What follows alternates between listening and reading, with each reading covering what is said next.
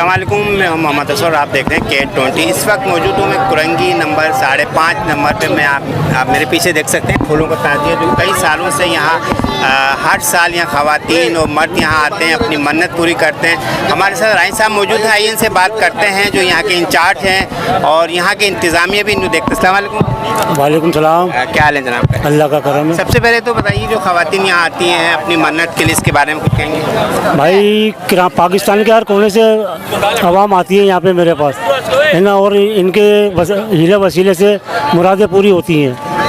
ये तकरीबन जब से कुरंगी आबाद हुई है, ये हमारे बाप दादा इंडिया से रखते चले आ रहे हैं, आगरे से, है ना। और जब से कुरंगी को आबाद हुए भी तकरीबन 70-75 साल हो गए, उस वक्त से ये ताज़ीदारी ये मुनक्किद होती है हर साल।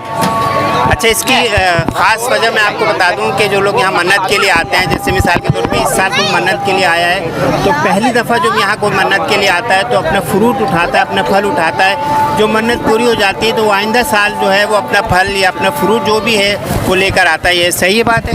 जी बिल्कुल सही बात है। इसके कितने लोगों की मन्नत ऐसी पूरी हुई? भाई यहाँ से कोई खाली नहीं जाता जी, खाली नहीं जाता, खाली आता ज़रूर है। मेरे मौला हुसैन खाली भेजते नहीं हैं। तो ख़ास तौर पे जो मन्नत के लिए ख़वातीन आती हैं तो वो किस किस्म की होती हैं? हर बीमारी का इलाज है यहाँ, हर बीमारी का, औलाद का, दुख परेशानी, मकान, घर, रोज़गार, सब हर चीज़ का। और मेला हुसैन पूरी करता है।